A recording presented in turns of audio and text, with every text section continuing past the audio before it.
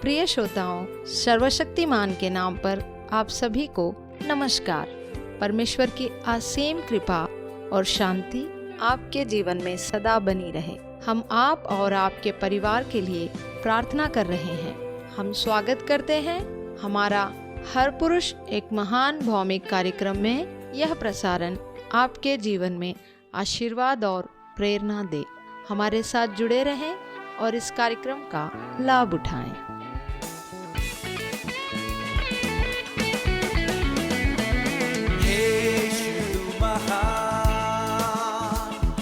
सर्वशक्तिमान तेरे नाम, सेनाओं का प्रभु तू, सबसे ऊंचा तेरा नाम। हे यीशु तू महान, सर्वशक्तिमान तेरे नाम, सेनाओं का प्रभु तू, सबसे ऊंचा तेरा नाम।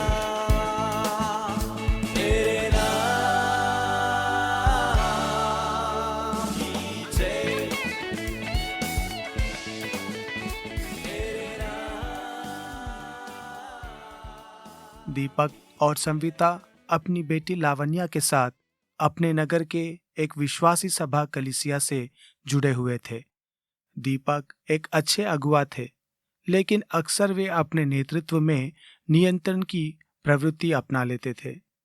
यह बात खास तौर पर तब ज्यादा सामने आई जब उनकी बेटी लावण्या 14 वर्ष की हुई। लावण्या के विद्यालय में अब डांस कार्यक्रम आदि होने लगा था।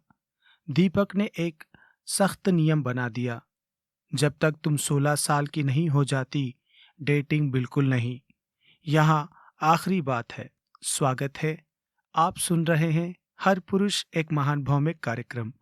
मैं आपका मेजबान अजीज। आज के कार्यक्रम में हम देखेंगे कि किशोर अवस्था कौन कर रहा है नियंत्रण। इसका पहला भाग हम इस पर चर्चा करेंगे कि हम माता पिता कैसे अपने किशोर बच्चों को नियंत्रण करके उन्हें सही निर्णय लेने की शिक्षा दें। अगर आपके बच्चे अभी किशोर नहीं हैं, तब भी यह कार्यक्रम आपके लिए है। जितनी अच्छी तरह हम माता पिता किशोर अवस्था की चुनौतियों को समझते हैं, उतनी ही अच्छी तरह हम अपने बच्चों का साथ अच्छे और कठिन समय में दे सकते हैं। अब वापस चलते हैं दीपक और सविता और उनकी किशोर बेटी लावण्या की कहानी पर। अब लावण्या 14 साल की हुई। उसके कई दोस्त ने डेटिंग शुरू कर दी थी। हालांकि उस उम्र में कोई भी वाहन नहीं चला सकता था, इसीलिए उनके माता पिता किसी न किसी रूप में पास ही होते थे। जब वहां हायर सेकेंडरी स्कूल में पहुंची तो उसके दोस्त के बीच जोड़ियां बनना और ज्यादा बढ़ गया। लावण्या एक मिलनसार लड़की थी और उसे सभी पसंद करते थे, लेकिन जब भी डेटिंग का कोई अवसर आता, दीपक बार बार अपने नियम को दोहराते। जब तक 16 साल की नहीं हो जाती, डेटिंग नहीं। और वहां बात बड़ी सख्ती से कहते। सविता ने देख लिया कि लावण्या को हर बार उस स्थिति में शर्मिंदगी महसूस होती जब वहां अकेली लड़की होती जिसके साथ कभी कोई डेट पर नहीं गया होता। दुर्भाग्यवश ना तो दीपक और ना ही सविता ये देख सके कि लावण्या के दिल में कितनी गहरी नाराजगी और दुख जमा हो रहा है। लावण्या को यह नियम बिल्कुल अनुचित नहीं लगा था। जब उसके दोस्त पूछते कि वहां डेट पर क्यों नहीं जा सकती, तो उसे बहुत शर्मिंदगी होती। उसे लगता शायद पिताजी उस पर भरोसा नहीं करते। जब भी वहां उनसे इस विषय में बात करने की कोशिश करती, बस गुस्से और आंसुओं में खत्म हो जाती। दीपक को लगता था कि उनकी अगुवाई को चुनौती दी जा रही है। आखिर वो तो सिर्फ अपनी बेटी की रक्षा करना चाहते थे। धीरे धीरे उन दोनों के बीच संवाद पूरी तरह बंद हो गया। जब लावण्या का 16वां जन्मदिन आया तो दीपक और संविता ने उसके लिए एक सुंदर पार्टी रखी। सभी को लगा जैसे अब उसे पुराने नियम से मुक्ति मिल गई है। दीपक और संविता को उम्मीद थी कि अब सब कुछ पहले जैसा हो जाएगा। अब डेटिंग को लेकर कोई लड़ाई नहीं होगी। लेकिन वे नहीं जानते थे कि असली समस्याओं तो अब शुरू होने वाली है। लावण्या थोड़ी खुश लग रही थी। उसका जन्मदिन शानदार रहा। पार्टी में कोई ऐसे लड़के आए जिन्हें दीपक और संविता ने कभी नहीं देखा था। उनका पहनावा और हाव भाव कुछ अजीब सा था, जिससे माता पिता थोड़ा असहज महसूस कर रहे थे, क्योंकि यहाँ साफ था कि इन लड़कों को उनकी बेटी में दिलचस्पी थी। लेकिन असली झटका उन्हें आने वाले हफ्ते में लगा। अब जब लावण्या गाड़ी चला सकती थी, वहां लगभग हर दिन डेट पर जाने लगी। स्कूल के बाद कभी वहां लड़कों के साथ किसी फंक्शन में मिलती, तो कभी अकेले बाहर निकलती। जिन लड़कों के साथ वहां थी, उनमें से ज्यादातर अनजान नाम थे और उनके बारे में माता पिता को कोई जानकारी नहीं थी। लावण्या अब घर पर बहुत कम रहने लगी। दीपक और सविता उससे जब भी पूछते कि वहां कहाँ जा रही है और किसके साथ, तो वहां सीधे जवाब नहीं देती। उन्हें शक था कि वहां अक्सर झूठ बोलती है। जब उन्हें कुछ लड़कों से मुलाकात की तो वे बहुत परेशान हुए। उनमें से अधिकांश वैसे नहीं थे जैसे माता पिता चाहते थे कि उनकी बेटी के साथ दोस्ती हो। अब हर बात पर झगड़ा होने लगे। रात को घर आने का समय, कहाँ गई थी, किसके साथ थी, इन सब बातों को लेकर विवाद बढ़ता गया। उन्हें यह भी लगा कि लावण्या घर से नफरत करने लगी है और उनके दुख और चिंता का विषय यह था कि कभी कभी वह पूरी रात घर नहीं आती थी। दुर्भाग्यवश लावण्या और उसके माता पिता दीपक और सविता के बीच संवाद पूरी तरह से टूट चुका था। दीपक अनजाने में अपने पिता की पुरानी परवरिश शैली की नकल कर रहे थे। उन्होंने कभी यह नहीं देखना या सोचने की कोशिश नहीं की कि और भी विकल्प हो सकते हैं। धीरे धीरे संविता को शक होने लगा। लावण्या अक्सर थकी थकी और बीमार सी लगती। जब वहां 17 साल की हुई तो यह बात सामने आई कि वह गर्भवती है। इस खबर को सुनते ही दीपक की आंखों से आंसू बह निकले। हर पुरुष एक महान भौमिक के पिछले कार्यक्रमों में हमने ये साझा किया था कि पिताओं के दिलों को उनके बच्चों की ओर कैसे मोड़ना। हमने बच्चों की परवरिश के 3 बाइबल आधारित सिद्धांतों की चर्चा की थी। यदि आपने वहां कार्यक्रम नहीं सुना है या दोबारा सुनना चाहते हैं तो everymanglobal.com पर जाकर सुन सकते हैं। अब हम यहाँ उन्हीं 3 सिद्धांतों को दोहराएंगे, क्योंकि ये सिद्धांत हर माता पिता के लिए आवश्यक मार्गदर्शन प्रदान करते हैं। यदि आपके लिए ये नया है तो कृपया इन्हें लिख लें और याद कर लें। ये बाइबल से लिए गए और परमेश्वर आपको जैसा पिता बनाना चाहते हैं वैसा बनने में ये आपकी मदद करेगा। 3 बाइबल आधारित सिद्धांत। पहला, अपने बच्चों को प्रशिक्षण देना पिता की परमेश्वर द्वारा दी गई पहली जिम्मेदारी है। एफिसियों की किताब 6 और 4। दूसरा, बच्चे अपनी आत्म छवि उस साधारण से बनाते हैं जो उन्हें लगता है कि उनके पिता उनके बारे में क्या सोचते हैं। नीति वचन 17:6। तीसरा, बच्चों से बोले गए शब्द उनके भविष्य को निर्धारित करते हैं। नीति वचन 18:21। अब सोचिए, अगर दीपक और संविता ने इस सिद्धांतों को अपनाया होता तो वे अपनी किशोर बेटी लावण्या को डेटिंग के मामले में सही मार्गदर्शन दे सकते थे, लेकिन उन्होंने यह मार्गदर्शन नहीं अपनाया। उनकी कहानी एक किशोर को नियंत्रण करने की कोशिश के दुख परिणामों को दर्शाती है। तो सवाल उठता है, किशोर अवस्था की परवरिश में नियंत्रण का एक बुरा तरीका क्यों है? नियंत्रण की जरूरत आयु के अनुसार बदलती है। जब बच्चा छोटा होता है तब माता पिता को उसके जीवन के लगभग हर पहलू पर नियंत्रण रखना पड़ता है ताकि उसकी सुरक्षा सुनिश्चित की जा सके। लेकिन जैसे जैसे बच्चा किशोर अवस्था में होता है, अगर हम उसे हर बात पे नियंत्रण करते रहते हैं तो हम उसके जिम्मेदार व्यवहार बनाने की विकास में रुकावट डालते हैं। उदाहरण के तौर पर, एक पिता ने बताया कि जब उसकी बेटियां 13 साल की हुई तो उसने उनसे एक खास बातचीत की। उसने कहा, अब तुम किशोर हो रही हो और इसका मतलब है कि तुम धीरे धीरे वयस्क बनने की ओर बढ़ रही हो। इसीलिए अब से तुम्हारी माँ और मैं कुछ निर्णय तुम्हें खुद लेने देंगे। उसने अपनी बेटियों को सालाना कपड़ों के बजट पर पुराना नियंत्रण दे दिया। हर साल वहाँ कोई ना कोई नई जिम्मेदारियां उन्हें सौंपा गया। उन्होंने उनसे एक सुरक्षित और प्रेमपूर्ण वातावरण दिया, लेकिन साथ ही उन्होंने अपनी गलतियों से सीखने की भी आज़ादी दी, क्योंकि हम अपनी गलतियों से कहीं ज्यादा सीखते हैं। अगर हम अपने बच्चों को सोचने, निर्णय लेने और गलती करने की अनुमति नहीं देंगे तो वे कभी नहीं सीख पाएंगे। इस प्रकार अगर कोई पिता या माता अपने किशोर बच्चों के लिए सिर्फ नियंत्रण की रणनीति अपनाते हैं तो उसके दो प्रमुख और खतरनाक परिणाम हो सकते हैं। पहला,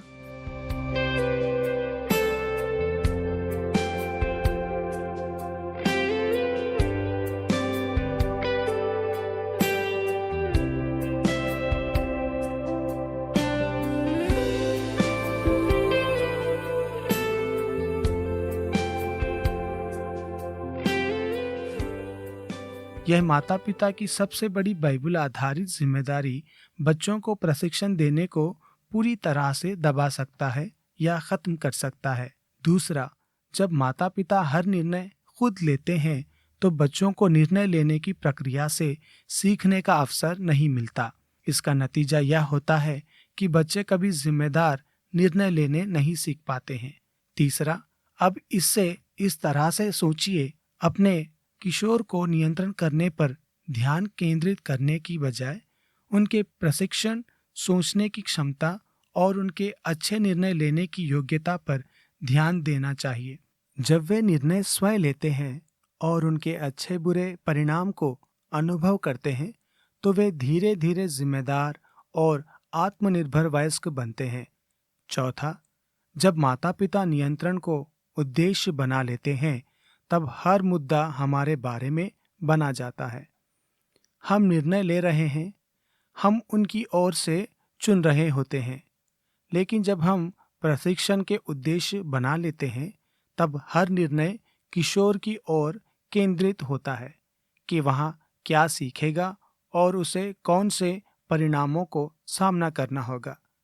पांचवा, यह प्रक्रिया किशोर बनाने से कुछ साल पहले शुरू हो जानी चाहिए। छठवां, लानी बर्जर, जो एवरी मैन अ वॉरियर नामक पुरुष के बाइबल प्रशिक्षण कार्यक्रम के लेखक हैं, एक उदाहरण देते हैं। जब मेरे अपने बच्चे प्राइमरी स्कूल में थे तो मैं अक्सर यह प्रार्थना करता था कि अगर वे कोई गलत निर्णय ले तो उन्हें पकड़ा जाए। मैं चाहता था कि वे निर्णयों के परिणाम जल्दी सीखें ताकि जब बड़े नुकसान का समय आए तब के वो सीख चुके हों। आठवां, नियंत्रण आधारित परिवारों में बच्चे अपने पहले बड़े निर्णय किशोर अवस्था में ही लेना शुरू करते हैं और यह अक्सर तब होता है जब माता पिता आसपास नहीं होते। इन निर्णयों में आम तौर पर शराब, शारीरिक संबंध या नशा जैसे जोखिम शामिल होते हैं। नौवां, अगर बच्चों ने स्वतंत्र रूप से निर्णय लेने और उनके परिणाम झेलने का अभ्यास नहीं किया है तो ऐसे मामले में उनके गलत निर्णयों की कीमत बहुत भारी हो सकती है। 10वां, अब एक और उदाहरण लानी बर्जर के जीवन से। जब मेरी बेटी श्रेया 13 साल की हुई तो हमारे घर के आसपास लड़के मंडराने लगे। हम श्रेया और उसके दोस्तों को मॉल, फिल्म या पार्क ले जाते थे। अक्सर हम जानबूझकर उनके करीब रहने का कोई बहाना ढूंढ लेते थे। हमारे घर का बेसमेंट ही मूवी और पिज्जा का अड्डा बना गया था। मैंने यह आदत बना ली थी कि हर ऐसा लड़का लड़की मिलन के 2-3 दिन के भीतर श्रेया के साथ एक पिता पुत्री वाला समय बिताऊं। मैं उससे बातचीत करना चाहता था, लेकिन वह लड़कों को और रिश्तों के बारे में क्या सीख रही है।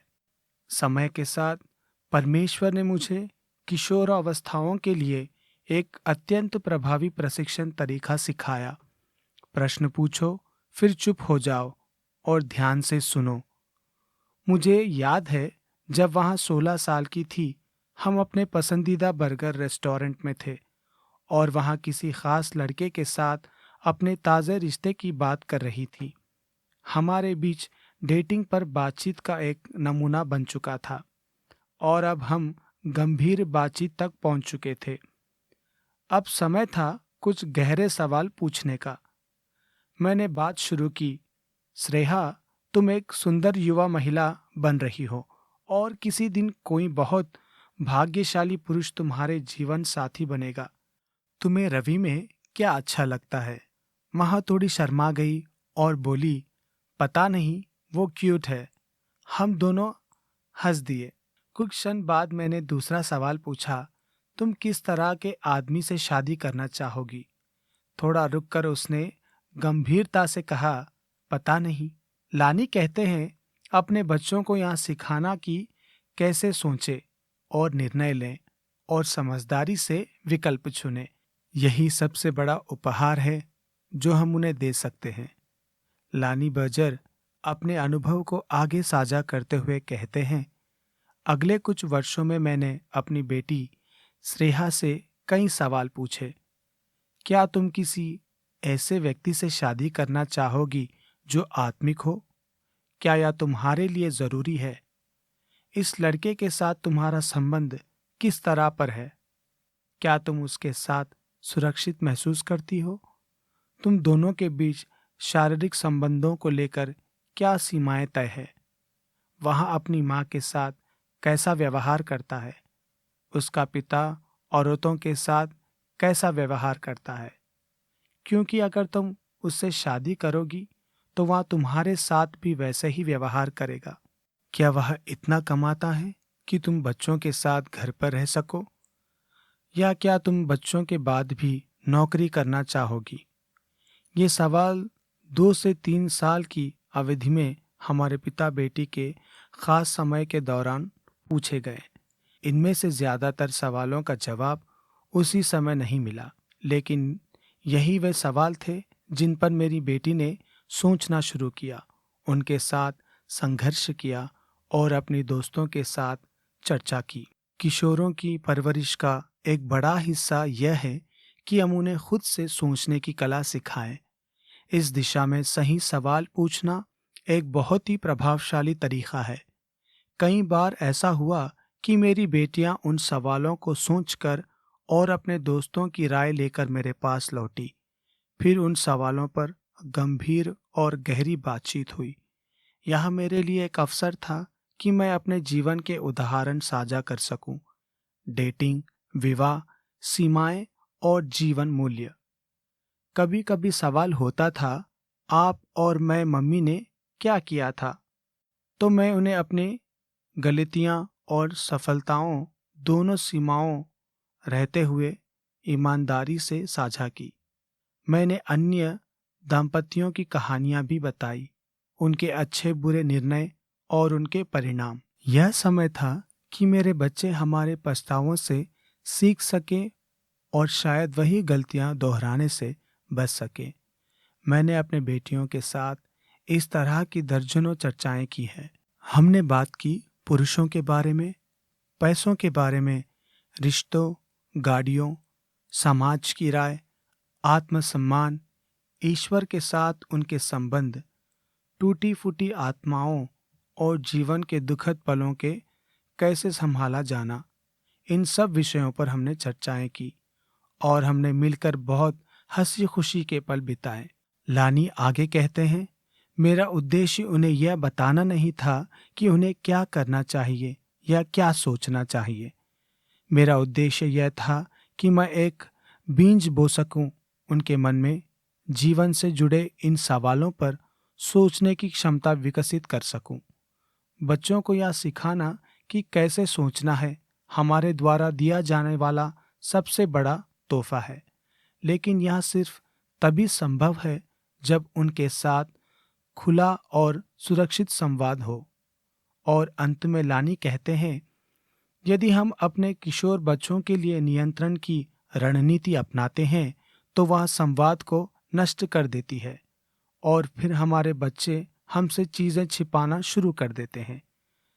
और जैसा ही यह होता है, हमारा उन पर प्रभाव लगभग पूरी तरह से समाप्त हो जाता है। आज के कार्यक्रम में अंत में कुछ महत्वपूर्ण बातें।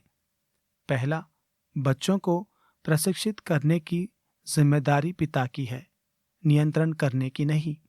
दूसरा, अच्छे सवाल बच्चों की सोचने की क्षमता को बढ़ाते हैं। जवाब की उम्मीद तुरंत ना रखें, प्रक्रिया पर भरोसा रखें। तीसरा, खुला संवाद ही बच्चों के साथ संबंधों को नींव देता है।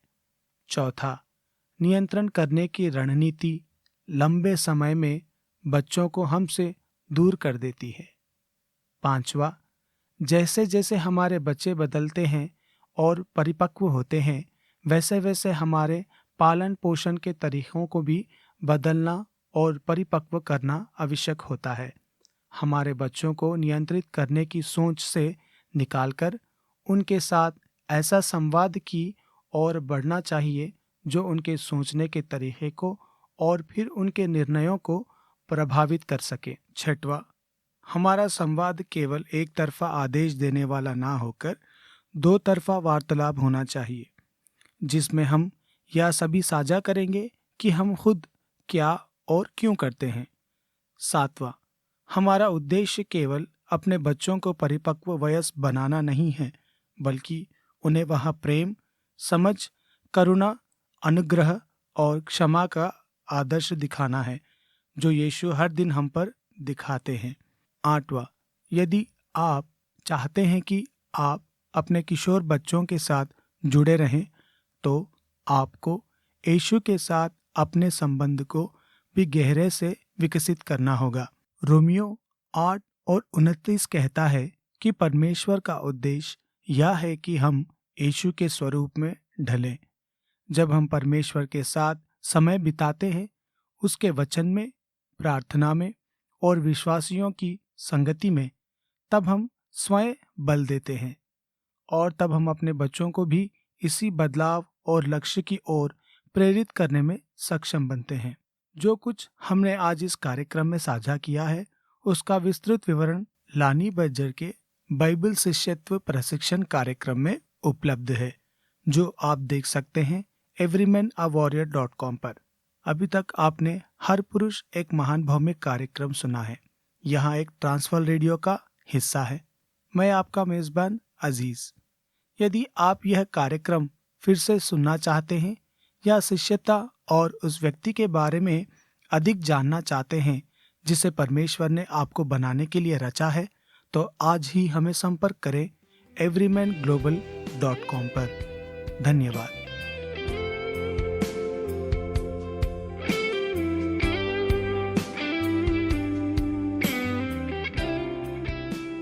इस कार्यक्रम से आप सभी को आशीष मिले, यही हमारी कामना है।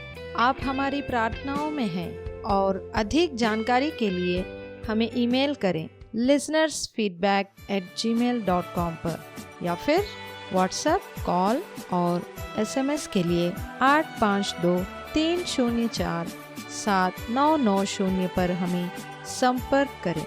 हमारे साथ जुड़ने के लिए आप सभी को धन्यवाद।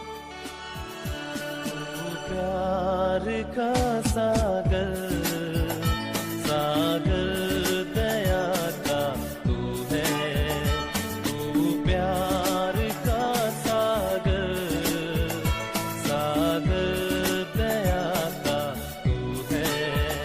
तेरे प्यार के सागर में हम तैरना चाहते हैं। तेरे प्यार के सागर में हम तैरना चाहते हैं। तू प्यार का सागर, सागर दया का तू है, तू प्यार का सागर, सागर दया का तू है।